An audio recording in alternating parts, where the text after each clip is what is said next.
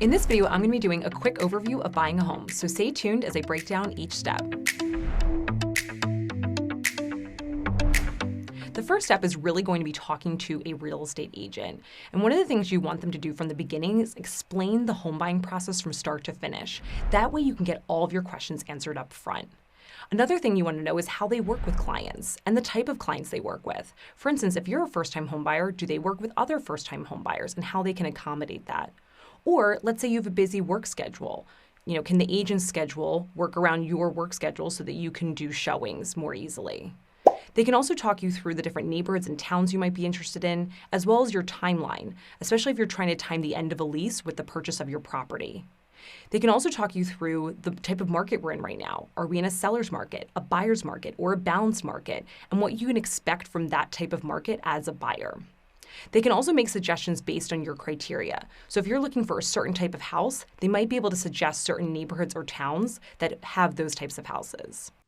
Before we talk about the next step, be sure to download my ultimate homebuyer cheat sheet using the link in the description below. This 2-page PDF breaks the home buying process down from start to finish.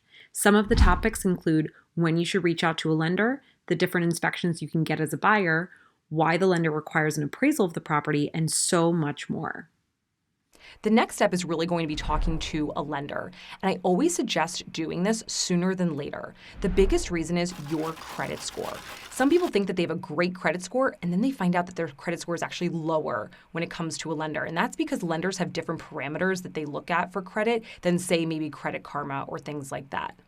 Now, your credit score is going to determine the interest rate that you get and the type of loan you get, whether you're an FHA or a conventional loan. And I always suggest using an agent's recommendation when it comes to a lender. That's because your agent has used this lender multiple times and they've had successful closings with them, and they have a local reputation to uphold. A lender can also back into your budget. So let's say you have $30,000 to dedicate to this home purchase and you want to keep your mortgage payment under $1,900 a month. If you let the lender know those two numbers, they can tell you what you ultimately can afford. A lender can also talk you through whether it makes sense to wait and save more money for maybe your down payment or closing costs, or if you actually have the ability to buy now or in the near future based on the savings you already have. The next step is going to be setting up a property search. I always like to do this through the MLS. The MLS is the multiple listing service. This is the system that all agents use to enter their listings.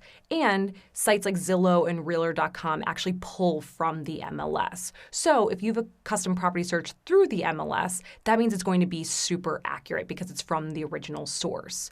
One of my favorite features about this property search tool is that I can do a custom map.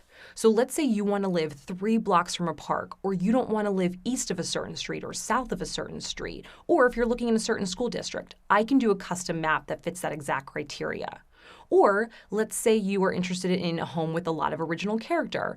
I can put a max age on that home. That way you're not looking at homes that are new or newer construction that aren't going to fit your needs.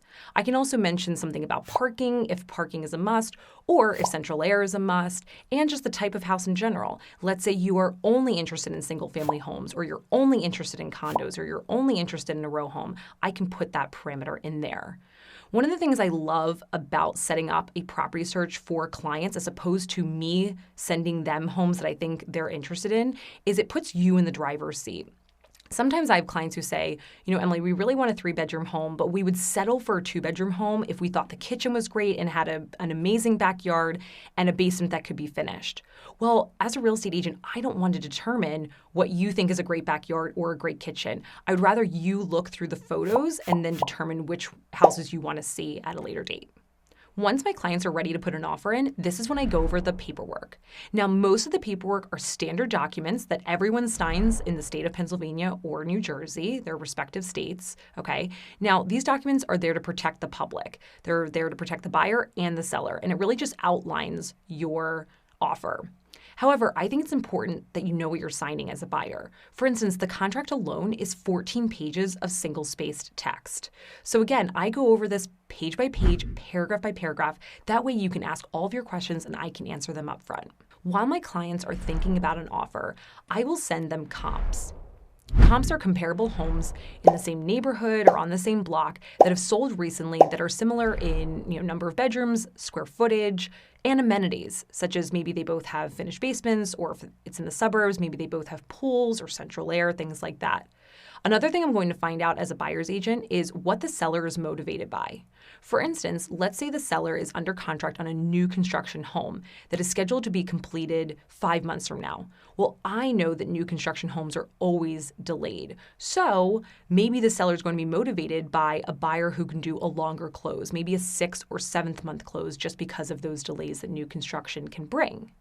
And if you do find yourself in a multiple offer situation, there are options to make your offer stand out, which I will talk about in a later video. Once a buyer goes under contract on a home, that's when they get to do all of their due diligence. There are really 3 due diligence periods. You have inspections, an appraisal, and a title search. And I'm going to go through each one of those.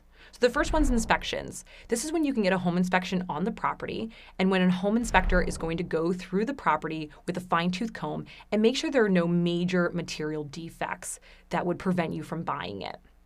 The next step is an appraisal. So if you are getting a loan on a house, that means the lender is going to want to appraise the property.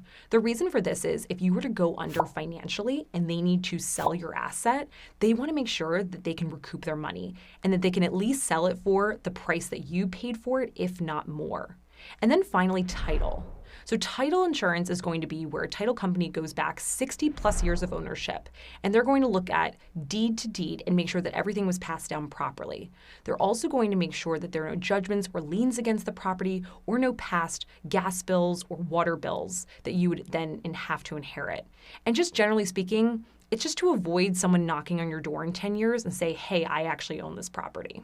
The last step is going to be doing a final walkthrough of the property. And I always try to do this right before you go to closing. The reason for that is once you sign all of the paperwork, the house is yours. So during your walkthrough, that's when you're going to look and make sure that the basement didn't flood, that the roof didn't leak, that all the windows are intact, that there are no huge holes in the walls, things like that.